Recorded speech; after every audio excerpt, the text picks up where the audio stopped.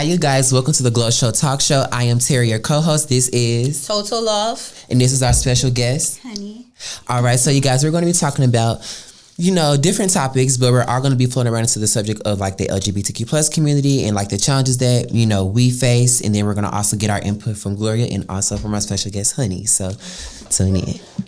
So, hey, Honey, how are you today? Hey, babe, I'm good. Okay, so this is Honey. Honey reached out to me to tell her story. She has been through a lot. I didn't even know that she was sold by her mother, so I'm going to let her tell her story. So, Honey, you want to go ahead and tell the people your name and where you're from, Sure. My name is Honey. I am originally from California. I've been living here in Dallas, Texas for quite a while now. Probably I could say about 7 or 8 years. I'm a mother of 2. Go ahead. I started off in 1995. I was 5 years old in a very bad house fire. Lost a baby brother, baby uncle, baby cousin. Sorry about that. Thank you, babe. I'm sorry.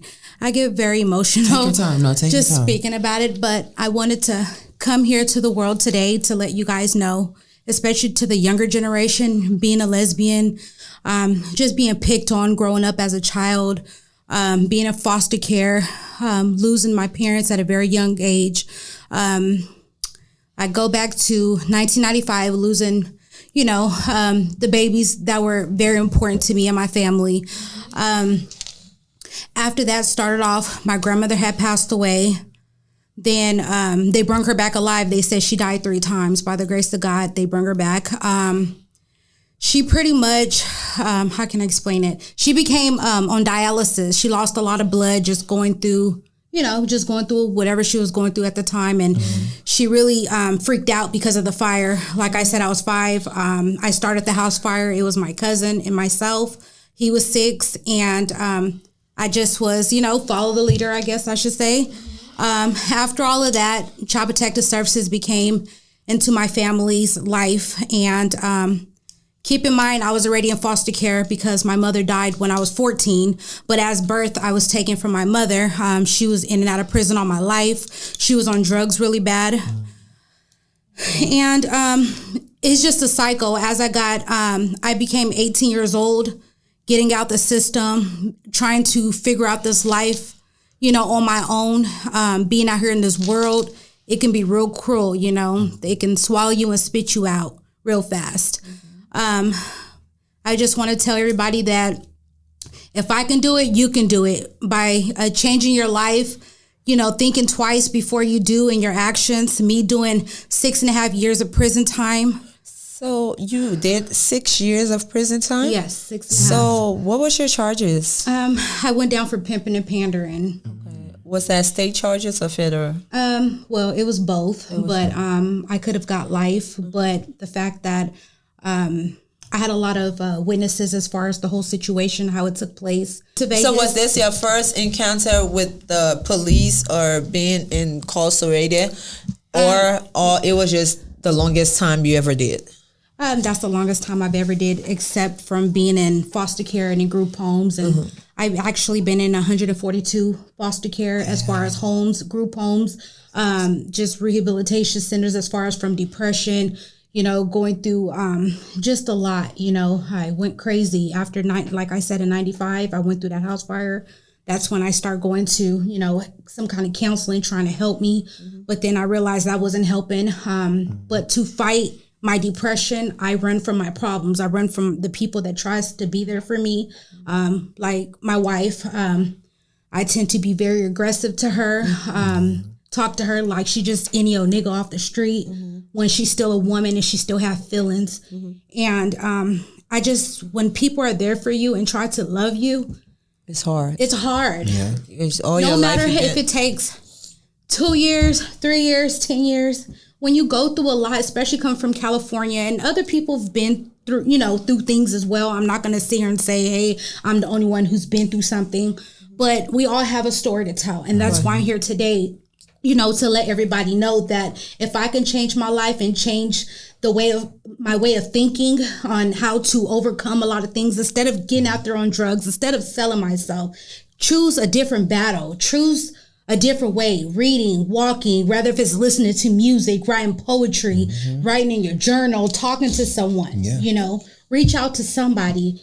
And if nobody is there, if you feel like nobody is there, they can always reach out to me because I can give, great advices on how to overcome what they've been through, because I'm 33 now and I haven't sold myself. I haven't gave myself to the devil. I've actually been asking God for forgiveness every day, continuously praying that I get my children back. Where are your kids at? Well, I lost my kids to the system going through domestic violence with my son's father. And how many kids? I have 2. Okay, how old are they? My daughter's 10. Her name is Serenity. And my son's 14. His name is Elijah. So they're with the state or they're with their dad? No, they're adopted out to the system. When I okay, went to so prison, tell me about the custody battle. Let's talk about this. Okay, so that dad did not fight to get them back? No, I don't have contact with any of the sperm donors. Oh, it was a sperm donor? No, it's just that's just how you call them. A nothing ass person. Okay, I see what you're saying. Yes, I'm over here talking about, it was a sperm donor. Okay, yeah. I understand exactly what you mean. It's okay. No, basically my kids got taken for domestic violence due to me, like I said, I run from my problems. I couldn't stay still. I was forever bouncing. They can put me in this group home, this foster care. There's a lot of younger girls out there as well that I know that reached out to me and explained to me that they were going through the same thing. And like I explained to them, when you run and you run and you run and you don't stay put, they feel like you're not capable or you're not mentally stable to take care of your children or yourself. So they felt that you're not stable. You can't sit down long enough. Your kid, either you give us your children or we're going to take them. So how long they been in the system? My son's been, both of my kids were in the system since they were born, since I was at the hospital. I did help raise my son till he was 2, and I helped raise my daughter until she was 3 months. So are you in contact with them at the current, know where they stay or know their condition, anything? Honestly, my daughter is with 2 Caucasian guys. They're both in the LGBT community. Okay. I don't have any contact with them, but as far as my son, I do talk to the adoption mom sometimes, but it's a battle with that.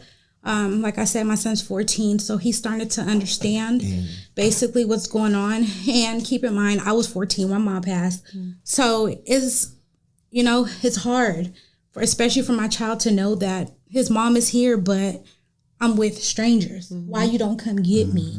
I've been fighting continuously, asking for help, trying to get support, but my family don't support me. I've been out here on my own. My family have something against me, and I don't know why, but I do. I'm not going to say I don't know why. I know why. Because even when I took my wife around, my own family didn't want to come outside and see me, and I actually drove there myself because I was excited to see my family. Right. So do you think they're mad because you now went to a different path as far as being gay? Yeah. So they're upset at you for that? That's exactly so what turned you to being gay? Let's get into that a little bit because you're getting a little bit emotional. Let's talk about how did you get in being gay? Well, I was molested when I was younger by one of my uncles. My grandmother, before she passed, she was continuously saying, my brother didn't do that. My brother didn't do that. But he really did. He not only did it to me, he did it to 2 of my other cousins. One of my cousins, she's doing good. She actually has a little baby boy. She's in California. She's my cousin by marriage, which is his ex-wife's daughter. Also, one of my cousins, Jean, she, is out there on drugs really bad. And she, instead of me turning to the drugs, I turned to the money. And everybody can't fight their battles the way each other do. Without a substance abuse kind of. Alcohol, drugs, money. It don't matter what it is. It's everybody don't fight it the way I fight it. So it makes sense. And like I said, my mom was in and out of on drugs and in and out of prison all my life. So I never really had a bond with my parents. My father, I never met him, but my real father, he's from Mexico. And last time, he didn't know any English. I met him one time in my life, and I was a teenager. And I used to say, that's not my dad, But they say either he's out, he's dead, or he's either in with ice. But yeah, you've been through a lot. She has. No, seriously. And it's like people, like even my wife, she tells me, oh, or just people in general, when I meet them, you're too friendly, or or you stop telling your business to people. But sometimes it's not that I'm just telling my business. I'm just trying to be heard, and I want to be able to let people know. So somebody asked me a question, the fact that they said that you been in jail, and I couldn't really tell because mine was federal. So you dealt with state and federal. So how are you able to work getting out of the system, because that's hard? It is. I'm still adapting. It's been I'm not going to lie, it's not 3 years. It's been about 2.5 years since I've turned from. So is it easier getting a job? Do your record pop up? Is this my a record struggle? pops up? It pops up, definitely. It's a felony. It's a red flag felony where any job that I apply for, apartments I apply for, vehicles I try to get, they all do backgrounds, so or credit checks, or whatever it's called. So pretty much what you're saying here today, that is the system is built in a way that it can destroy you, in a sense that if that's all you know how to do, you're going to have to go back to doing it. Because if you destroy my record to the place that I can't get a job, I can't get a car, I can't get an apartment, what else would I do? You got to survive somehow. I got to survive somewhere. And the only way to survive would be illegal, right? And so then you're going to go back to doing something illegal, and then you're going to go back to the system. So the system is built to keep you in the system, pretty much. It is. Yeah. And I actually because I can understand if you're not trying to do nothing better, but if you're trying to give it another turn and work, and all you get is slap in the face and no, you're going to go back because you have to survive. And then you trying to fight for your kids and everything. What happened to second chance?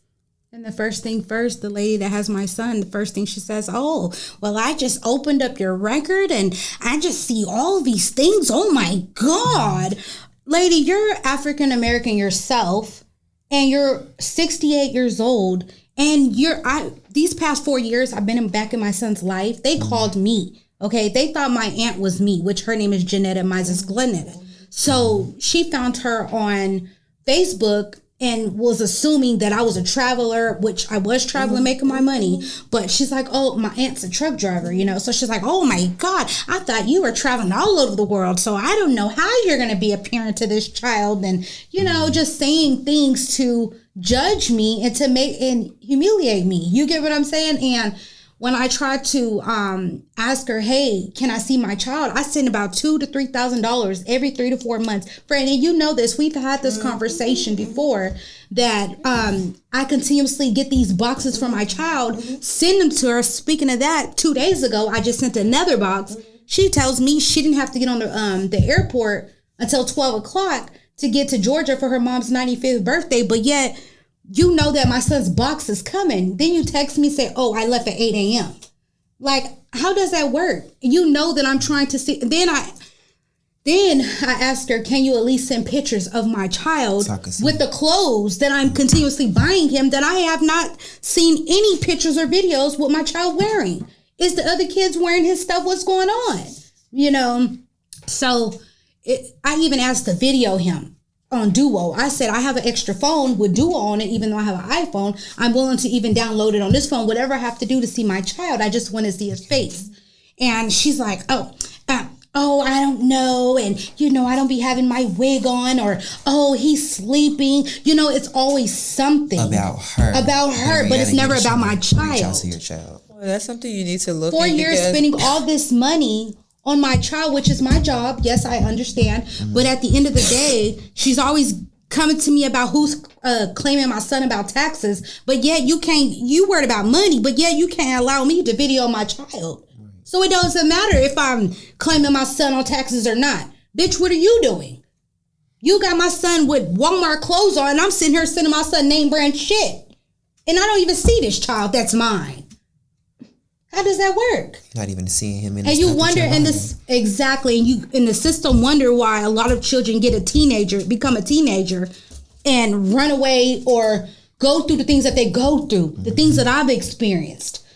And my son is actually walking through the pattern that I was walking, So if anything, since he's getting treated a certain type of way there, ain't no telling if people say, oh, he's going to turn out good, but ain't no telling what my son's going to turn out like, because look, he's with an older woman.